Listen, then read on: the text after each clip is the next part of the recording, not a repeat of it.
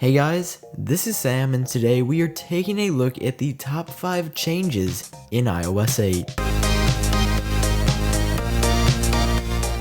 Coming in at number 5 on our list, we've got a separation of the wallpaper and brightness sections in the Settings app. Ever since I've had an iPhone, which would be the iPhone 4S, I've always come to know wallpaper and brightness to be one unified settings preference pane. But in iOS 8, Apple decided to switch it up a little bit because they separated display and brightness into its own preference pane where you can change the brightness and also bold text or dynamic type text size. And also now in a separate preference panel, you've got just wallpaper where you can choose a new wallpaper, dynamic or stills, and it's kind of the same layout, just different preference pane for different settings. Jumping right to number 4 on our list, we've got some icon redesigns or restructuring. The most noticeable is definitely Passbook and Music.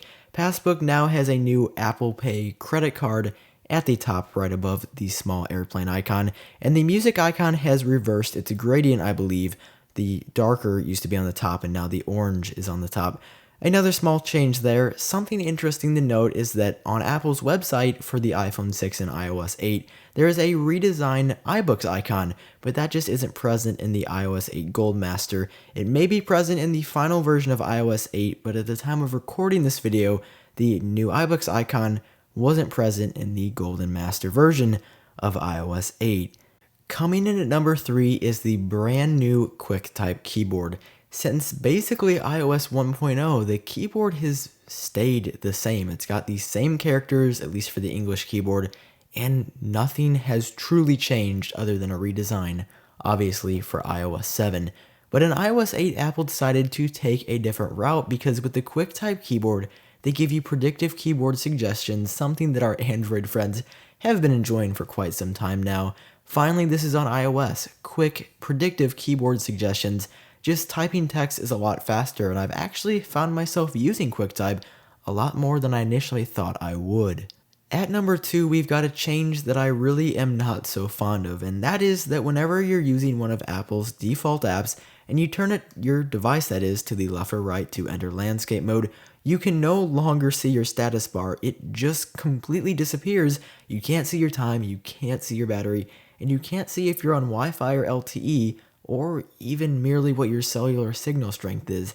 Honestly, not exactly sure why Apple would have gotten rid of this. I mean, I guess it is only in landscape mode, but even then, the status bar is one of the most useful features that a phone has to offer, and Apple has just gotten rid of that in landscape mode for many of its apps. At number 1, the single biggest, most monumental change that iOS 8 has to offer is a completely redesigned control center. Swiping up from the very bottom of your screen will reveal something that looks similar to Control Center, but design-wise, there's really not a whole lot at all that is similar to how it was on iOS 7. Everything looks much flatter than it does before, but overall, I'm a huge fan. This is a change that happened in version, or beta 4, of the iOS 8 beta cycle throughout the summer, and ever since I saw it, I just thought it looked really nice, and I still hold that opinion to this day.